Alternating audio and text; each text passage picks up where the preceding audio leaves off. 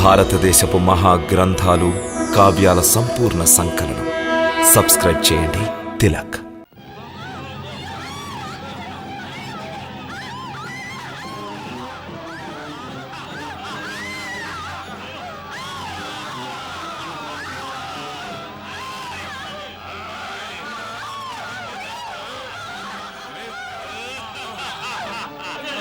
వెళ్ళి పిలవండి మీ రాజా రత్నాకరుని.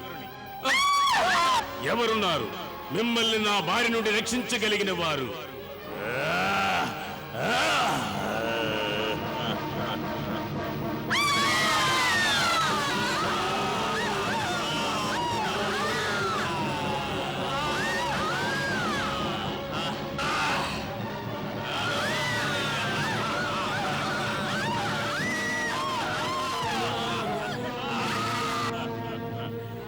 ఓరి మూర్ఖులారా, తన ప్రాణాలనే కాపాడుకోలేని మీ రత్నాకరుడు ఇక మిమ్మల్ని ఎవరు రక్షిస్తాడు?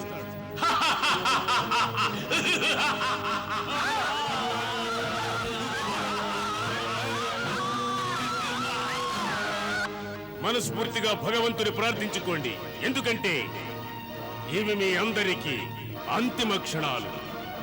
నేను మిమ్మల్ని సంహరిస్తాను.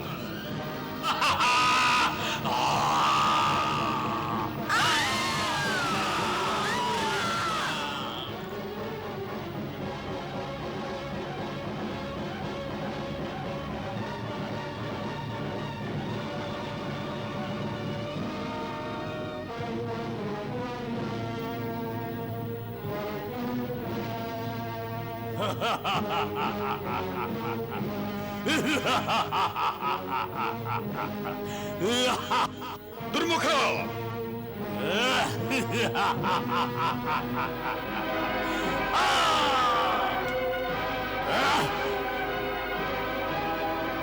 రత్నాకర, ఇక నిన్ను నేను సజీవంగా వదిలిపెట్టను.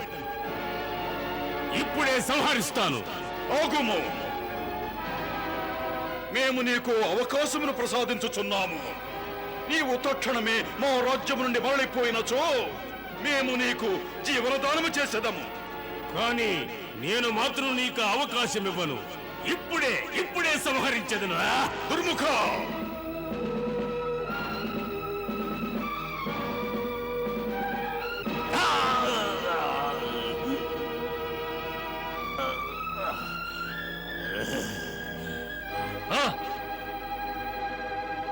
రత్నాకర, నీవు నా హస్తములను కాదు, దుర్జయుని హస్తములను ఖండించినావు. తక్షణమే నీ సైనికులను నేను ఆరగిస్తాను.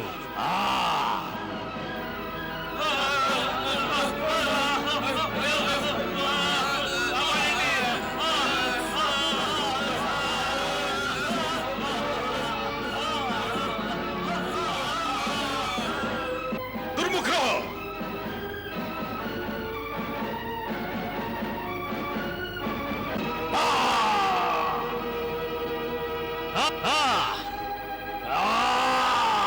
చూడు దుర్ముఖ, నీ రాకకెవరు కారకులు వారికి వివరించు.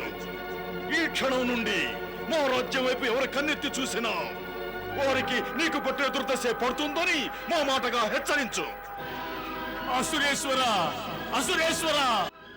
అసురేశ్వర! అసురేశ్వర! అసురేశ్వర! అసురేశ్వర!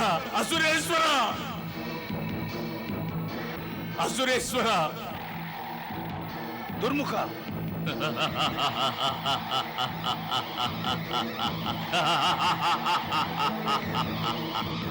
ఆపుని నవ్వు!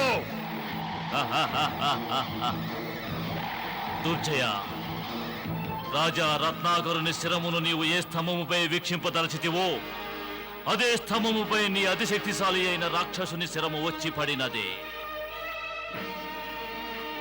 వీక్షించు, రాజా రత్నాకరుడు నీ పరమవీరుడైన సేనాని దుర్ముఖునికి ఏ స్థితి కలిగించినాడో వీక్షించు.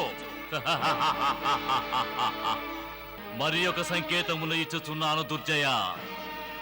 నీవు రాజా రత్నాకరుని వంటి మహాత్ముని శరణి వేడనిచో ఏదో ఒకనాడు రాజా రత్నాకరుని బాణం నీ శరమును నా సమక్షములోనే ఈ స్తంభముపై స్థాపితము చేయును. వీల్లేదు!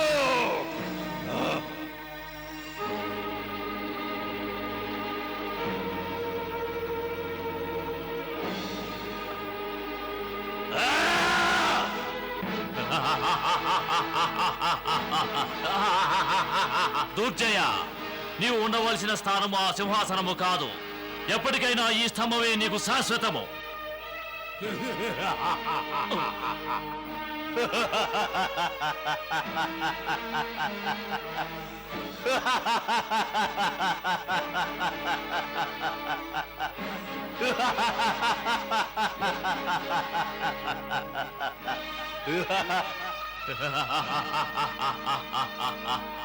ఏదో ఒకనాడు రాజా రత్నాకరుని బాణము నీ శిరమును ఈ స్తంభముపై స్థాపితము చేయును.